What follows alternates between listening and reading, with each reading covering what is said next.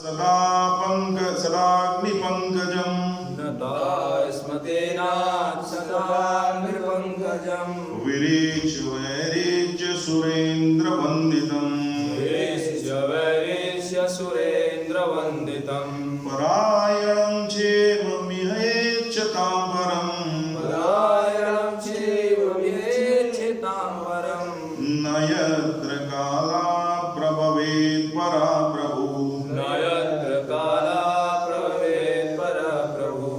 शरणार्थ और तात्पर्य श्री प्रभुपाद की जय। नागरिकों ने कहा, हे भगवान आप ब्रह्म, चारों कुमार तथा स्वर्ग के राजा जैसे समस्त देवताओं द्वारा भी पूजित हैं। आप उन लोगों के परम आश्रय हैं जो जीवन का सर्वोच्च लाभ उठाने हेतु इच्छुक हैं। आप परम दिव्य भगवान हैं और प्रबल काल भी आप पर अपना प्रभाव नहीं दिखा सकता। तात्पर्य श्रीमद् भगवद गीता, ब्रह्म संहिता तथा अन्य प्रामाणिक वैदिक साहित्य से इस बात की पुष्टि होती है कि भगवान श्री कृष्ण ही परम ईश्वर हैं। ना तो कोई उनके समान है, ना ही कोई उनसे बढ़कर है, और यही सभी शास्त्रों का निर्णय है। समस्त जीव जो परमेश्वर के अंश रूप हैं और उन पर आश्रित हैं, उन पर देश काल का प्रभाव पड़ता है। समस्त जीव अधीनस्थ ब्रह्म हैं और परमेश्वर परम अधिष्ठाता है। हम जैसे ही इस सुस्पष्ट तत्व को भूल जाते हैं, वैसे ही हम तत्काल मोहग्रस्त हो जाते हैं और तीनों तापों से उसी प्रकार ग्रस्त हो जाते हैं जिस प्रकार किसी को घने अंधकार में रखा गया हो। सजग जीव की विमल चेतना इस चेतना है जिसके अंतर्गत मनुष्य हर परिस्थिति में श्री भगवान को प्रणाम करता है। इसके पहले वाले श्लोक का भी पढ़ लीजिए, अनुवाद होता है। तो मिस हो गया था ना, तो मिसिंग बस पढ़ लीजिए। चौथा पांचवा कंबाइन।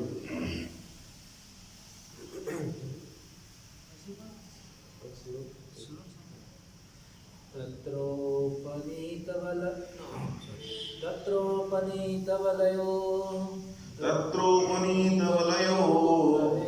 दीपमिदाष्टिता रवैर्दीपमिवाहता आत्मारामं पूर्णकामं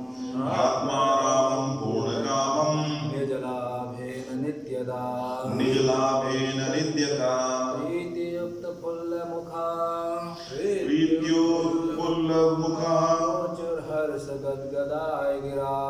रोचुर्हर्षगद्गदाय गिरा पितरं सर्वसुहृदं पितरं सर्वसुहृदम् अवितारं विभारिका। सभी नागरिक, अनुवाद और तात्पर्य बाय श्री प्रभुपाद। सभी नागरिक अपनी अपनी भेंट लिए हुए श्री भगवान के सम्मुख आए और उन्हें उन पर संतुष्ट तथा आत्मनिर्भर श्री भगवान को अर्पित किया, जो अपनी निज शक्ति से दूसरों की आवश्यकताओं की निरंतर पूर्ति करते रहते हैं। ये भेंटें सूर्य को दीपदान करने के समान हैं। फिर भी सभी नागरिक श्री भगवान के स्वागत में ऐसी आह्लादमयी भाषा में बोलने लगे मानो संतानें अपने अभिभावक तथा पिता का स्वागत कर रही हों। तात्पर्य परम भगवान को यहाँ पर आत्माराम कहा गया है। वे आत्मनिर्भर हैं और उन्हें अपने अलावा अन्यत्र सुख की खोज करने की आवश्यकता नहीं है। वे आत्मनिर्भर हैं क्योंकि उनका दिव्य अस्तित्व ही पूर्ण आनंदमय है। वे शाश्वत विद्यमान हैं, सत्य हैं, वे सर्वज्ञ हैं, चित हैं और सर्व आनंदमय है, आनंद है। अतएव उन्हें किसी भेंट की आवश्यकता नहीं है, चाहे वह कितनी भी मूल्यवान क्यों न हो। फिर भी वे सबके शुभ चिंतक हैं। अतः यदि शुद्ध भक्तिमय सेवा में कोई उन्हें कुछ अर्पित करता है तो वे उसे स्वीकार कर लेते हैं। ऐसा नहीं है कि उन्हें ऐसी वस्तुओं की आवश्यकता है, क्योंकि वस्तुएं स्वयं उनकी ही शक्ति द्वारा उत्पन्न की जाती हैं। यहाँ पर उपमा दी गई है कि श्री भगवान को भेंट की जाने वाली वस्तुएं सूर्यदेव की पूजा हेतु दीपदान जैसी हैं। जो भी वस्तु प्रज्वलित एवं प्रकाशमयी होती है वह सूर्य की शक्ति का विस्तार है। तो भी सूर्य देव की पूजा करने हेतु दीपदान आवश्यक है। सूर्य की पूजा करते समय पूजा करने वाले की कुछ न कुछ मांग होती है, लेकिन श्री भगवान की भक्ति करने पर दोनों ओर से कोई मांग किए जाने का प्रश्न नहीं उठता। यह तो श्री भगवान और भक्त के बीच शुद्ध प्रेम तथा स्नेह का प्रतीक है। श्री भगवान सभी जीवों के परम पिता हैं, अतएव जो लोग श्री भगवान के साथ इस महत्वपूर्ण संबंध से अवगत हैं वे पिता से पुत्र की तरह मांग कर सकते हैं, और पिता भी बिना किसी शर्त के अपने आज्ञाकारी पुत्रों की मांग पूरी करने में प्रसन्नता का अनुभव करता है।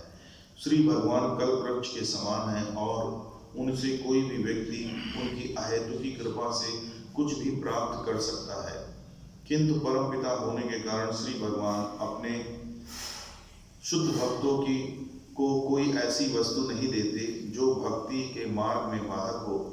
जो लोग श्री भगवान की भक्तिमय सेवा में लगे रहते हैं वे उनके दिव्य आकर्षण के द्वारा अनन्य भक्ति के पद तक उन्नत कर सकते हैं। ओम ज्ञानतिमिरान्धस्य ज्ञानाञ्जनशलाकया चक्षुरुन्मिलितं येन तस्मै श्रीगुरवे नमः। नमो विष्णुपादाय कृष्णप्रेष्ठाय भूतले श्रीमते भक्तिवेदान्त स्वामिनिधि नामिने। नमस्ते सरस्वती देवे गौरवाणी प्रचारिणे निर्विशेष शून्यवादी पाश्चात्य सदारिणे। सो 4, 5, 6 कवर करेंगे।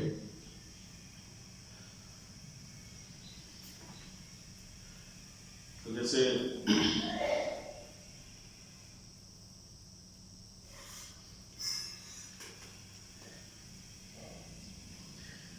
हरे कृष्णा।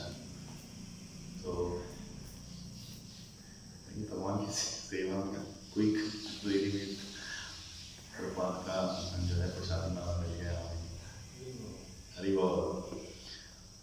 तो जैसे मतलब यहाँ पे मैं जब इसको पढ़ रहा था यही सोचा कि दिमाग में ही देखो, यही पहले भौतिक स्तर पर अगर सोचें भगवान की स्थिति, भगवान क्या है।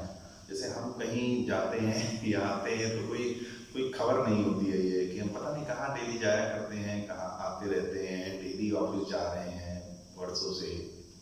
लेकिन देखो भगवान ये है कि भगवान जब प्रस्थान किए उसका एक चैप्टर बन गया भागवतम में, वो अनंत काल से पढ़ा जा रहा है और यही नहीं तीनों लोकों में पढ़ा जा रहा है। और फिर भगवान जब पहुंचे तो एक चैप्टर बन गया भागवतम में। भाई ज़्यादा से ज़्यादा जो ये भौतिक व्यक्ति हैं, मोदी हैं, योगी हैं, ठीक है, इनकी न्यूज़ बनती है, न्यूज़पेपर है, फिर वो न्यूज़पेपर एक दिन खबर पढ़ी जाती है और फिर वो डंप हो जाता है। लेकिन देखो भौतिक स्तर पर अगर हम कंपेयर करें भगवान की क्या स्थिति है कि भगवान जो है एक पूरा चैप्टर बन गया भगवान का, और वो स्वर्ग में भी पढ़ा जा रहा है। वहाँ तो कहते 1 लाख श्लोक है वहाँ की भागवतम में, यहाँ 1000 श्लोकों में ये चैप्टर 2 दिए गए कि भगवान प्रस्थान कर लिए हैं, भगवान वहाँ पहुँच रहे हैं। तो इस श्लोक जो है 6 श्लोक है, वो छोटा सा इसका तात्पर्य है। और जैसा कि अभी भागवतम में अभी तक जो हम लोगों ने पढ़ा है, पीछे के चैप्टर्स में कुंती महारानी ने 8th चैप्टर में स्तुति की, भीष्म देव ने 9th चैप्टर में किया स्तुति, और फिर हस्तिनापुर की स्त्रियों ने स्तुति की। तो इस तरीके से अभी इस चैप्टर में क्या है कि जो 11th चैप्टर है कि कैसे हम भगवान की स्तुति करें, भगवान को कैसे समझें, उनकी सुप्रीमेसी कैसे पहचानें और किस तरीके से उनका स्वागत करें। ये जो है वहाँ के जो द्वारिका के नागरिक हैं, निश्चित रूप से वो सम्मुक्त हैं, पार्षद हैं, तो उन्होंने इसलिए ये चैप्टर यहाँ पे भागवतम में है कि कोई साधारण मतलब भगवान की लीला नहीं है कि प्रस्थान करना, कि भगवान का प्रस्थान करना ऐसा क्या उसको ठीक है। भीष्म पितामह की स्तुतियाँ 3-3 दिन, उस पर 7 दिन भागवत होती है, उस पर ही केवल क्लास होती है, सीरीज होती है। कुंती महारानी की शिक्षाएं, उस पर प्रभुपाद ने सेपरेट बुक भी दी। लेकिन यहाँ पे कि भगवान श्री कृष्ण का द्वारका में प्रवेश, ये कौन सी विशेष लीला है? तो ये बिल्कुल विशेष लीला है और उनके भक्तों ने उनकी सुप्रीमेसी को बताया है और किस तरीके से हम भगवान का आश्रय लें। तो यहाँ पे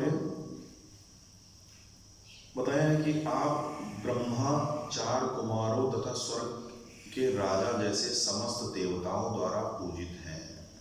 तो भगवान की सुप्रीमेसी, हम जितना ज़्यादा भगवान की पोजीशन और भगवान की स्थिति के लिए कन्विंस होंगे, जितना आत्मसात कर लेंगे, उतना ही हमारी स्तुतियाँ, अदरवाइज क्या है कि स्तुति हमारे लिए एक मैकेनिकल सेंटेंसेस होंगे।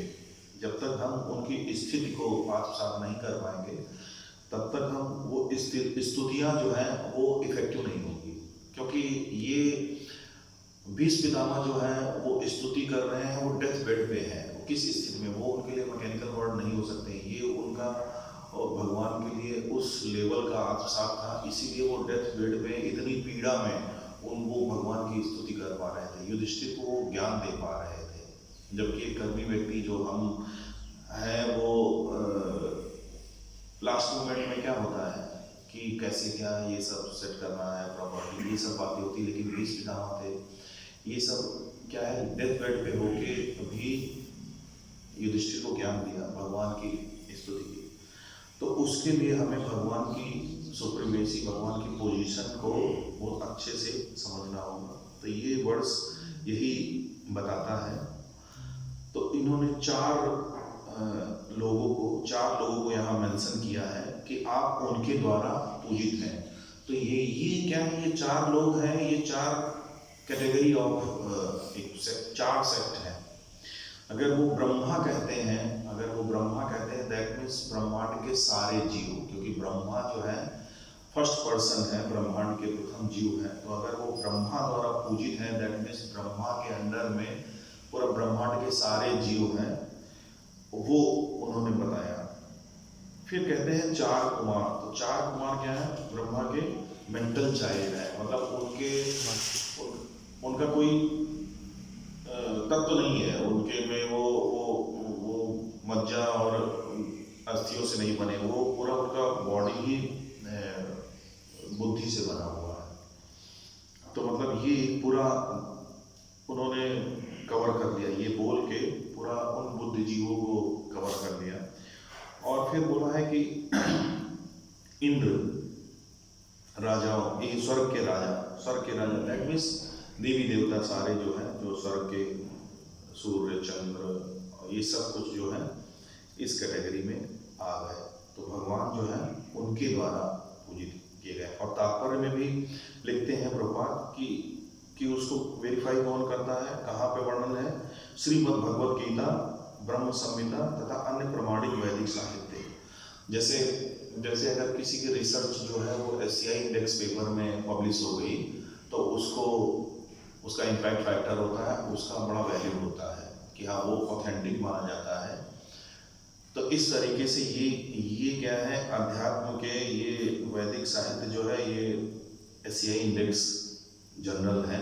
मटेरियली हम इसको समझ सकते हैं, जिसमें अगर कोई भी रिसर्च लिखी हुई है दैट मीन्स वो ऑथेंटिक है। खैर ऑथेंटिक तो नहीं है, भौतिक जगत में एक मतलब ज़्यादा टाइम भी नहीं लगता है, एक रिसर्च होती है उसको हम कर देते हैं, लेकिन एक छोटे समझने के रूप से समझ सकते हैं।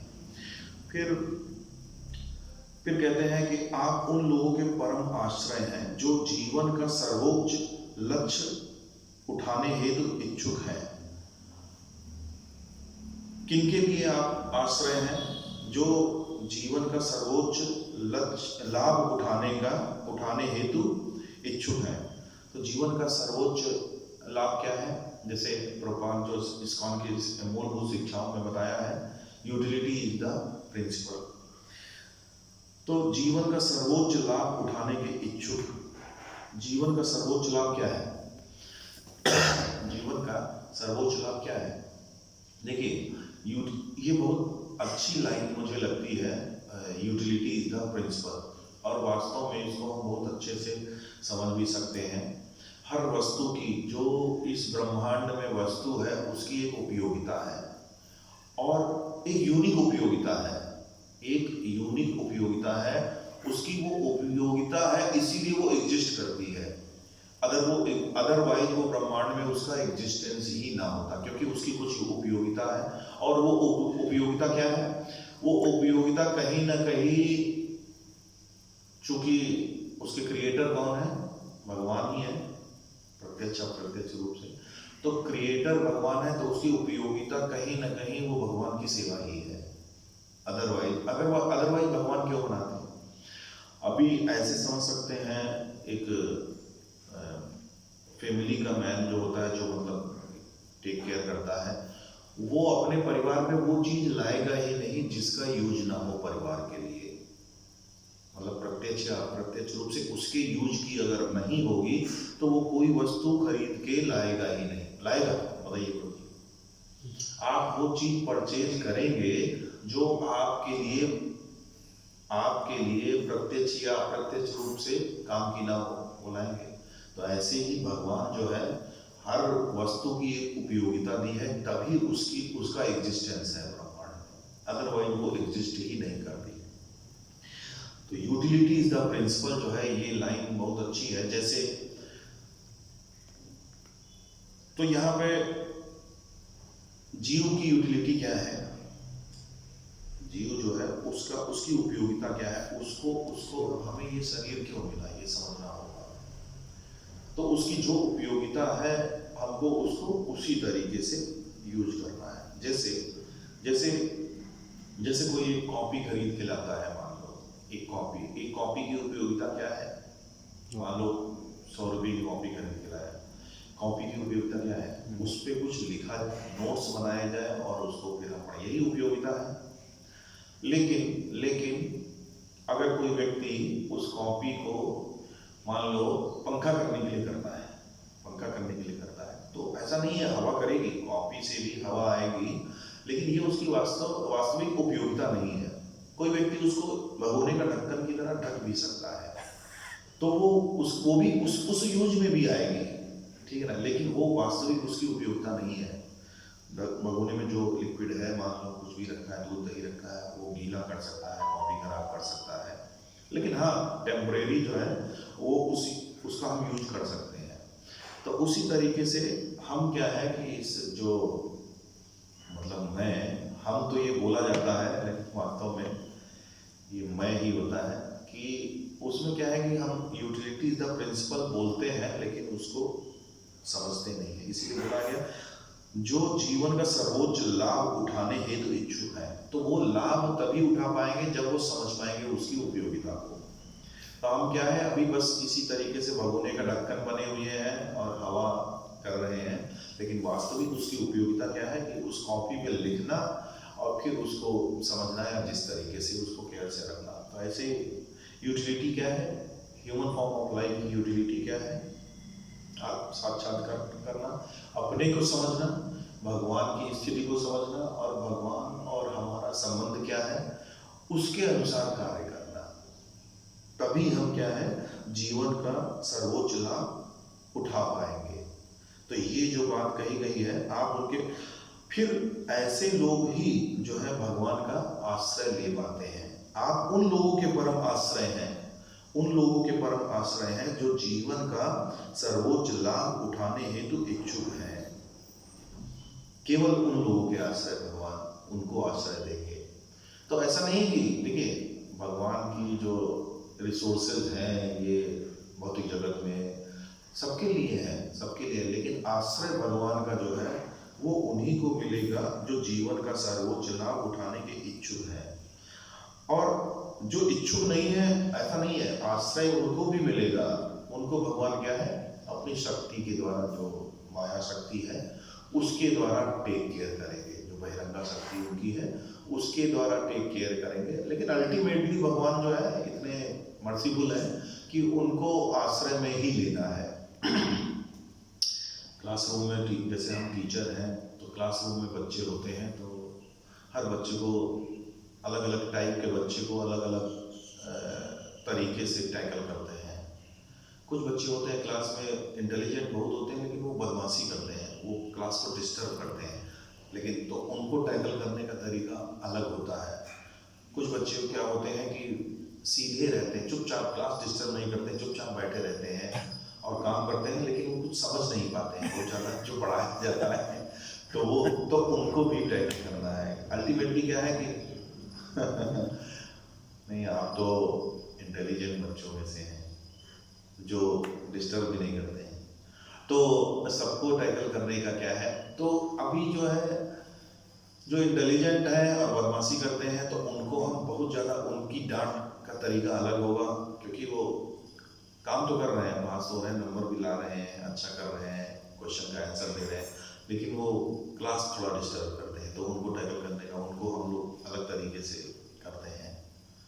तो इसी तरीके से भगवान अल्टीमेटली टीचर क्या चाहता है, अल्टीमेटली टीचर चाहता है कि सब भाई जो टीचिंग लर्निंग प्रोसेस है उसमें सबको बेनिफिट हो और सब अल्टीमेटली पास हो जाए, सबको सबका प्लेसमेंट हो जाए। तो ऐसे ही भगवान क्या है, तो वो सबको ही अपना आश्रय देना चाहते हैं, लेकिन जो इच्छुक हैं उसको आश्रय प्रत्यक्ष रूप से अपनी अंतरंगा शक्ति द्वारा उनका कंट्रोल होता है। वो नियम भगवान की अंतरंगा जो शक्तियाँ होती हैं, जो योग माया है, उसके द्वारा उनका कंट्रोल होता है। और जो इच्छुक नहीं है अभी या पार्शियल इच्छुक है, वो पार्शियली फिर इंटरनल और एक्सटर्नल पोटेंसी जो है कंट्रोल करती है। जो पूरी तरीके से इच्छुक नहीं है उनको पूरी तरीके से माया देवी जो है देती है। तो इसलिए आप उन लोगों के परम आश्रय हैं। जैसे अभी कल बता रहे थे प्रभु जी, प्रहलाद महाराज, तो ये पूरी तरीके से भगवान का आश्रय ले रखा था। और जो उनके टीचर थे, जो हिरण्यकश्यप उनके पिताजी ने अपॉइंट किए थे, वो कितनी टीचिंग्स देते थे लेकिन उन पे कोई फर्क नहीं पड़ता है, क्योंकि वो उस भगवान, डायरेक्ट भगवान के कंट्रोल में थे। उनकी जो एक्टिविटीज, उनका जो कॉन्शियस था। तो इस तरीके से कुछ भी होता, अगर हम भगवान के आश्रय में हैं, प्रहलाद महाराज की तरह ध्रुव महाराज ने आश्रय लिया, अल्टीमेटली गजेंद्र ने भगवान का आश्रय लिया, तो भगवान उन लोगों के परम आश्रय हैं जो सर्वोच्च लाभ उठाने हेतु इच्छुक है। तात्पर्य में प्रभुपाद लिखते हैं, वैसे ही हम तत्काल मोह, और ये बात, ये जो है, जो अपने जीवन का सर्वोच्च लाभ उठाने हेतु इच्छुक हैं या उठाना चाहते हैं या उसके प्रयास में है, तो जैसे ही यह सुस्पष्ट तथ्य उनको क्लियर हो जाता है, वैसे ही वो मोह से निकल जाते हैं। मैंने थोड़ा उल्टा पढ़ा, इसमें लिखा हुआ है यह सुस्पष्ट तथ्य को भूल जाते हैं, वैसे ही हम तत्काल मोहग्रस्त हो जाते हैं। लेकिन जैसे ही हम इस प्रयास में लग जाते हैं, वैसे ही हम मोह से निकल जाते हैं। और वास्तव में जो मोह है, यही हर चीज का कारण है। हम अपने चारों तरफ देखते हैं, देखिए बहुत सारी प्रॉब्लम है, अशाश्वतम दुखालय है ही है, बहुत सारी प्रॉब्लम है। तो ये प्रॉब्लम जो है, ये प्रॉब्लम इंडिविजुअल लेवल की अगर हम कैटेगराइज करें, बहुत सारी प्रॉब्लम है, सबकी प्रॉब्लम है। अगर हम प्रॉब्लम नोट डाउन करेंगे तो बिल्कुल भर जाएगा, पूरा स्याही बना ले समुद्र को और लिख डालें सब जगह तो भर जाएगा। लेकिन अगर हम कैटेगराइज करें तो जो प्रॉब्लम है वो देखिए इंडिविजुअल लेवल की प्रॉब्लम होती है, सोसाइटी के लेवल की, समाज के लेवल की प्रॉब्लम होती है, एक वैश्विक मतलब यूनिवर्सल लेवल की प्रॉब्लम होती है। तो इंडिविजुअल लेवल की प्रॉब्लम क्या है, जैसे यही ब्रेड बटर, रोटी, पानी, कपड़ा, मकान, ये सब। और जैसे अगर हम वर्ल्ड लेवल की, वैश्विक स्तर की प्रॉब्लम की बात करें तो क्या है, आतंकवाद है, ये जो देखिए सब इधर उधर लड़ाई, पॉल्यूशन है, ये सब। तो ये वास्तव में इन सभी का, और अगर हम समाज के स्तर पे देखें, राजनीति एक बहुत बड़ा का, एक जो गंदी राजनीति है वो बहुत बड़ा प्रॉब्लम है, चोरी डकैती ये सब है। तो इनका अगर हम कारण फाइंड करें तो क्या हो सकता है, क्या हम सोचें इन सब का कारण क्या है? मतलब वही कारण पॉल्यूशन का भी है, वही कारण गंदी राजनीति का, वही चोरी डकैती का हो, और वही अपनी रोटी कपड़ा मकान की जो है प्रॉब्लम, सबका कारण। तो कारण अगर हम ढूंढेंगे तो बहुत सारे कारण हैं। कारण भी इंडिविजुअल और सोशल और वैश्विक हो गए, यूनिवर्सल हो गए। लेकिन अगर एक शब्द में कहें तो इन सभी प्रॉब्लम का जो कारण है वो है मोह। वो जो मोह है हमारा, अल्टीमेटली मोह क्या, लोभ कहें ज़्यादा बेटर वर्ड है, लोभ। तो लोभ ही इन सब का कारण है, क्योंकि हमारे अंदर जो लोभ है वही मैनिफेस्ट हो रहा है इन प्रॉब्लम्स के फॉर्म में। जैसे पॉल्यूशन की हम बात करें, अगर पॉल्यूशन वास्तव में क्या है? अभी ग्लोबल वार्मिंग हो रही है, हम ही पहले वो सिचुएशन खड़ी कर रहे हैं और हम ही फिर उसको प्रॉब्लम समझ रहे हैं, उसका सोल्यूशन फाइंड कर रहे हैं। भाई अभी पॉल्यूशन क्या है? गांव में रहते थे, ठीक है, एक वैदिक कल्चर था, अपना खेती, और जैसे प्रभुपाद कहते हैं एक खेत होना चाहिए, खेती के लिए जमीन होनी चाहिए और गाय होनी चाहिए, बस इतना जीवन यापन के लिए सफिशिएंट है, मोर देन सफिशिएंट है। लेकिन हमारे अंदर जो लोभ था, वही लोभ ही ये मैनिफेस्टेटेड है in the form of city, शहर जो एक कंक्रीट के जंगल है, वास्तव में हमारा लोभ ही था, क्योंकि हम वहाँ पे संतुष्ट नहीं हो पाए, लोभ किया और हम अल्टीमेटली क्या है, यहाँ पे आ गए, इस स्थिति में आ गए। ठीक है, हमारे पास हम जब क्या है कि एक छोटे दायरे में रहते थे, हमारे क्या था कि रिलेटिव भी पहले वैदिक कल्चर में क्या था, एक दूसरे गांव में नियर बाई गांव से शादी हो गई, ठीक है ना, हम सब वहीं, बेटी की ससुराल है, बेटी की भी नियर बाई हो गई, सब कुछ सारे मामा चाचा सब नियर बाई है। बैलगाड़ी रखते थे, ठीक है, आराम से जाते थे, पैदल भी चले जाते थे, ठीक है। तब लोगों को कोई सीएल नहीं लेनी पड़ती थी या छुट्टी या इस तरीके का नहीं था। जब खेती से निवृत्त हैं तो अपनी रिश्तेदारों से, संबंधियों से मिलते थे, ठीक है, उनके यहाँ रुकते थे, वो आते थे हमारे यहाँ, इस तरह। लेकिन हमें क्या लोग हुआ, हम संतुष्ट नहीं हुए, हम इस सिचुएशन से संतुष्ट नहीं हुए, तो हम क्या है, शहर में हमने कुछ अच्छा करने के लिए, कुछ हम वहाँ पे अच्छा कर लेंगे, ठीक है। यहाँ पे हमें शहर में गांव में हमको एसी की जरूरत नहीं थी, क्योंकि इतना हरियाली थी। गांव में पहुँचे, हमने जंगल काटना शुरू किया, शहर में पहुँचे, जंगलों को काटा, फिर कंक्रीट के मकान बनाए, आलीशान मकान बनाए, क्योंकि उसमें हम ज़्यादा संतुष्ट होने लगे। जैसे एक लेक्चर में सुन रहा था कि लोग बड़े बड़े मकान बनवाते हैं, 4000 स्क्वायर फीट, 5000 स्क्वायर फीट, लेकिन वास्तव में एक व्यक्ति का जो रहने के लिए ऑन एवरेज एक व्यक्ति को रहने के लिए ऑन एवरेज 400 से 500 स्क्वायर फीट जगह की जरूरत होती है। एवरेज आउट कर लें, मतलब 1000 स्क्वायर फीट का मकान अगर हम लेंगे, 1012 स्क्वायर फीट का, उसमें 4 लोग आराम से रह लेंगे। तो एक व्यक्ति के लिए ऑन एवरेज 300, 400, 500 स्क्वायर फीट। तो 5000 स्क्वायर फीट के जो मकान होते हैं, तो वास्तव में 500 में तो व्यक्ति रहता है और 4.5 में उसका अहंकार रहता है। जैसे बड़ी बड़ी बिल्डिंग्स बनी है, हम जानते हैं, बड़े बड़े उद्योगपतियों की बिल्डिंग है, नाम फेमस हैं उनके, बहुत बड़े बड़े सेलिब्रिटीज के जो घर हैं उनके नाम फेमस हैं। तो वास्तव में वो क्या है, उन्होंने अपने अहंकार को, उसमें अहंकार उनका रह रहा है। उनके लिए तो उनको कितनी जरूरत है, 400-500 square feet, 1000 square feet, more than sufficient है। तो इस तरीके से फिर जो हमारे अंदर का लोभ था वो मैनिफेस्ट हुआ शहर के रूप में। फिर शहर में जब हमने जंगल काट दिए तो हमको गर्मी लगी, तो फिर मैनिफेस्ट हुआ तो कूलर बने, फिर एसी बने, फिर ठीक है, जब डिस्टेंस दूर हो गई, फिर हमने क्या है, व्हीकल बनाए, व्हीकल ने पॉल्यूशन किया, ठीक है। अब तो ये देखिए, ये मैनिफेस्टेशन है हमारे लोभ का ही, ये मैनिफेस्टेशन है in the form of vehicle, in the form of ये टेक्नोलॉजी, सो कॉल्ड टेक्नोलॉजी। कहते हैं कि हम टेक्नोलॉजी बढ़ रही है, लेकिन क्या और टेक्नोलॉजी बढ़ रही है और सब बड़ा लाइफ स्टाइल चेंज हो रही है, तो उसका रिजल्ट हम देख रहे हैं, उसका रिजल्ट देख रहे हैं।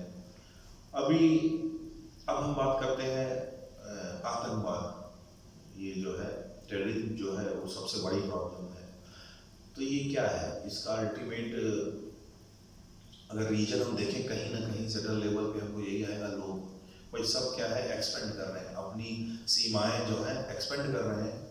देशभक्ति की हम बातें करते हैं एक कि सब अब तो सब देशभक्ति की ही लॉजिक लेके चल रहे हैं, सब अपना सीमाएं एक्सपेंड कर रहे हैं, जो भी अब दूसरे की हड़प कर रहे हैं वो बढ़ा रहे हैं, अपने लिए कंफर्ट ढूंढ रहे हैं। लोग जो है उनका वो उनको प्रेरित कर रहा है इस तरीके से। अल्टीमेटली क्या हो रहा है, यूक्रेन रसिया और ये सब सारी बातें हो रही हैं। हम कहते हैं कि स्पोर्ट्स एक्टिविटी करने से समाज में क्या है कि एक कल्चर शेयर होता है, नहीं कहते हैं तभी ये सब ओलंपिक होते हैं, मैचेस होते हैं, वर्ल्ड कप होते हैं कि हम क्या है कि एक सेम प्लेटफॉर्म पे आ जाते हैं। भाई इसके ये जो गेम एक्टिविटी होती है इनके पीछे का लॉजिक यही होता है ना, ओलंपिक होना ये सब, कि हम कल्चर और एकता रहे, सद्भावना रहे, सब कुछ हो रहा। अभी फुटबॉल का वर्ल्ड कप हुआ है, क्या नाम था, फीफा था, बताते हैं 50,000 करोड़ का उसमें लगा, सऊदी में हुआ। हाँ सऊदी में हुआ, अर्जेंटीना में। तो आप समझिए प्रभु जी को पूरी डिश अर्जेंटीना जीती सऊदी में, तो उसमें क्या है कि इतना सब खर्च हुआ, क्या सद्भावना हो गई, इतना मनी भी वेस्ट किया, मतलब मनी वेस्ट ही कहा जाएगा। अब क्या सद्भावना हो रही है, मतलब गेम भी हो रहे हैं, सद्भावना के लिए एक्टिविटी भी हम कर रहे हैं, और साथ में क्या है कि फाइटिंग और ये लड़ाई झगड़ा टेररिज्म भी बढ़ रहा है। तो हो क्या रहा है, तो वास्तव में ये सब लोभ है, सेंस ग्रेटिफिकेशन है, केवल सेंस ऑफ ग्रेटिफिकेशन। जब वो पर्पस सॉल्व ही नहीं हो पा रहा है, कहीं सद्भावना हो ही नहीं पा रही, और सारी एक्टिविटी हम सारे प्रयास कर रहे हैं, तो ये प्रयास क्या है, अल्टीमेटली ये मोह ही है, ये लोभ है, वही मैनिफेस्ट हो रहा है, एक सेंस ग्रेटिफिकेशन है। तो वास्तव में ये क्यों हम मोहग्रस्त हैं, क्योंकि हम इस सुस्पष्ट तथ्य को भूल जाते हैं कि हम भगवान के अंश हैं, और सजग जीव की विमल ईश चेतना है, ये सब भूले हुए हैं, जिसके अंतर्गत मनुष्य हर परिस्थिति में श्री भगवान को प्रणाम करता है। तो ये बहुत छोटा सा वर्ड्स था, इसमें हमको जो है ये बताया प्रभुपाद ने, तात्पर्य भी बहुत अच्छा लिखा, छोटे से ही तात्पर्य में बहुत कुछ बता दिया कि ये जो जीव है अल्टीमेटली वो भगवान का अंश है, तो उसकी यही उपयोगिता है कि वो उन भगवान की शरण ले जो जिन भगवान को ब्रह्म संहिता, श्रीमद् भगवद गीता, भागवतम जैसे ग्रंथों में बताया गया है, और जो ब्रह्मा जी, 4 कुमार और स्वर्ग के राजा द्वारा पूजित है। तो भगवान की शरण हम कैसे ले सकते हैं, रिवर्स इंजीनियरिंग। भगवान की शरण लेने के लिए हमको गुरु की शरण लेना पड़ेगा। गुरु की शरण लेंगे, फिर गुरु के जो प्रतिनिधि हैं हम उनके अकॉर्डिंग, क्योंकि आध्यात्मिक जीवन ही है कि अपनी इच्छाओं को वरिष्ठों और वैष्णवों के जो अधिकारी वैष्णव हैं उनकी इच्छाओं में शामिल करें। इस तरीके से हम भी भगवान की पोजीशन को, भगवान की स्थिति को, भगवान के साथ अपने संबंध को आत्मसात कर पाएंगे, और हम उनकी स्तुति कर पाएंगे सही मायने में। तो ये बहुत अच्छा वर्ष था, लेकिन मैं कुछ ज़्यादा बता नहीं पाया, तो जी यहाँ पे हम विराम देते हैं। श्रील प्रभुपाद की जय, श्रीमद् ग्रंथराज श्रीमद् भागवतम की जय।